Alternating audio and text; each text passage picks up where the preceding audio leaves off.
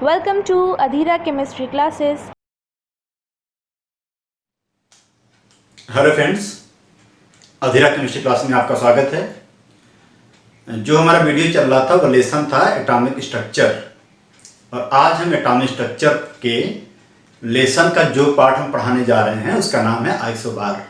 तो आज हम आइसोबार पे फोकस करेंगे। आज का जो हमारा वीडियो होगा वो होगा आइसोबार पर। इसके पहले हमारा वीडियो आया था आइसोटोप पर, तो आइसोटोप के बारे में आप जान गए होंगे। अगर अभी तक आपने अधीरा केमिस्ट्री क्लासेस को सब्सक्राइब नहीं किया है, सब्सक्राइब कर लीजिए, तभी आपको सारे वीडियो मिलेंगे। तो जो हम पढ़ाने जा रहे हैं वह है आइसोबार। और आज जो आइसोबार जो है वह सबके लिए बहुत ही फायदेमंद के लिए, एक्चुअल ये 9th-10th के बच्चों के लिए फायदेमंद है, 11th के तो है ही है। अगर आइसोबार को जानना भी, किसी भी एलिमेंट की प्रॉपर्टी को जानने के लिए एक आवश्यक शर्त होती है कि आइसोबार क्या होता है। तो आज हम वीडियो जो पढ़ाने जा रहे हैं इसका नाम आइसोबार है। आज हम बताएंगे आइसोबार क्या होता है, आइसोबार को डिफाइन करेंगे, आइसोबार के एग्जाम्पल देंगे और यह बताएंगे कि आइसोबार की क्या इंपॉर्टेंट प्रॉपर्टी होती है। तो रेडी हो जाइए। आइसोबार,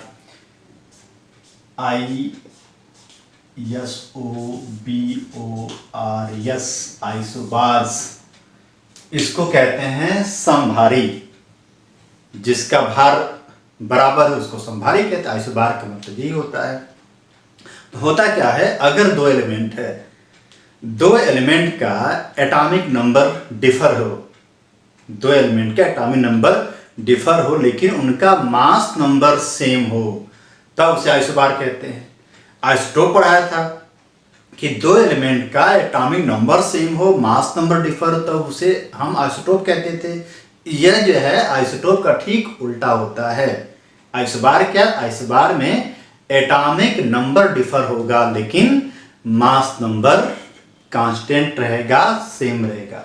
क्योंकि मास नंबर और एटॉमिक वेट में लगभग समानता होती है, तो यह कहा जाता है कि वे सभी एलिमेंट जिसके एटॉमिक नंबर डिफर हो जाए लेकिन एटॉमिक वेट सेम हो जाए उन्हें आइसोबार कहते हैं। तो आइसोबार के एग्जाम्पल देखते हैं। एग्जाम्पल ऑफ आइसोबार, एग्जाम्पल से ही बातें ज़्यादा समझ में आती हैं। Example number 1। तो एग्जाम्पल नंबर 1 हम लेने जा रहे हैं। आर्गन का एटॉमिक नंबर होता है 18, मास नंबर होता है 40।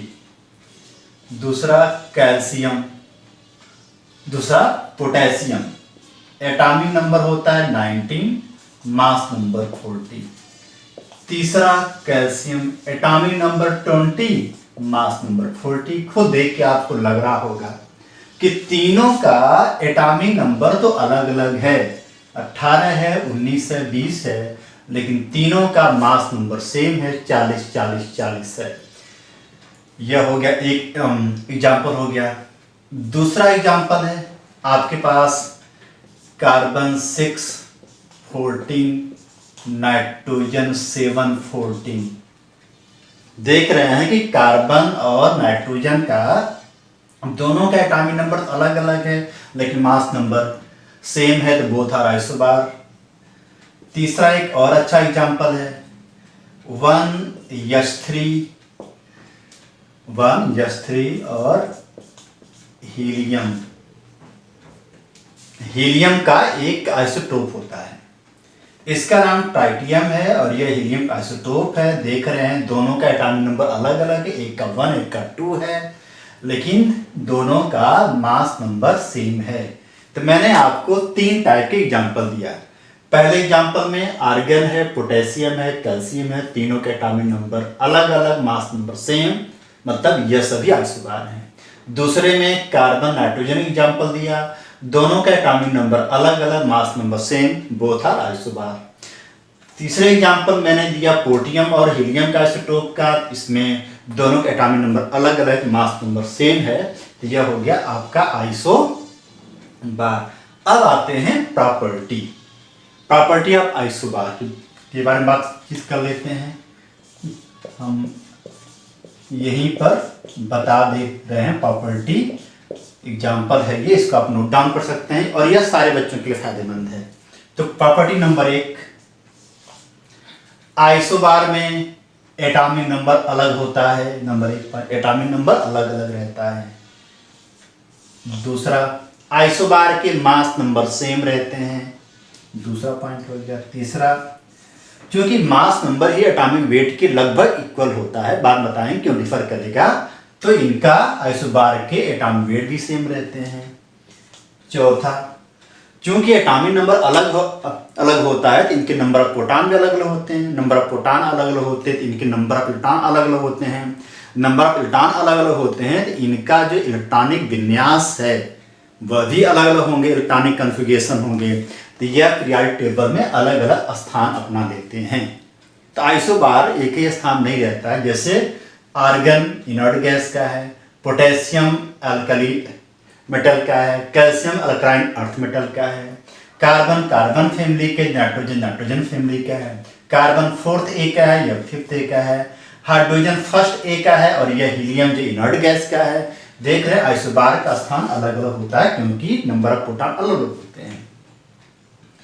पांचवा पॉइंट, क्योंकि नंबर ऑफ प्रोटॉन अलग अलग होते हैं, इलेक्ट्रॉनिक विन्यास अलग अलग होते हैं, ये अलग अलग ब्लॉक के हो सकते हैं, कोई एस ब्लॉक का, कोई पी ब्लॉक का, कोई डी ब्लॉक का, कोई एफ ब्लॉक का, मतलब इनकी फिजिकल केमिकल प्रॉपर्टी एकदम अलग अलग होती है, भिन्न भिन्न होती है। तो यह मेन 5 प्रॉपर्टी है कि एटॉमिक नंबर अलग अलग, mass number same, atomic weight same, इनकी पोजीशन पीरियोडिक टेबल में अलग अलग, इनकी केमिकल फिजिकल प्रॉपर्टी लगभग सेम रहती है। यह हो गया आज का आइसोबार।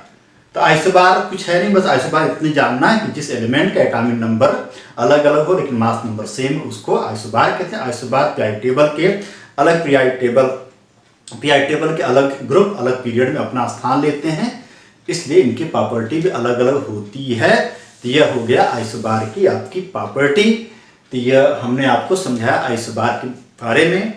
और फिर अगला वीडियो हमारा होगा वह आइसोटोन और आइसोडाइफर के बारे में होगा, वो भी 2-3 मिनट का होगा, 4 मिनट का है। अब तक आपने अधीरा केमिस्ट्री क्लासेस को सब्सक्राइब नहीं किया है, प्लीज़ सब्सक्राइब कीजिए और देखिए, आपको सारे वीडियो मिलते रहेंगे। जितने भी लेसन आ चुके हैं, यह जो लेसन का जो सीरीज चल रहा है उसका नाम एटॉमिक स्ट्रक्चर है। एक एक करके हम एटॉमिक स्ट्रक्चर के बारे में सारे वीडियो आपको देंगे और आपके सारे बेसिक कॉन्सेप्ट्स लेके एक्सट्रीम तक लेके जाएंगे। इससे जो सवाल मिलेंगे आप रिस्पॉन्स करेंगे। धन्यवाद बच्चों।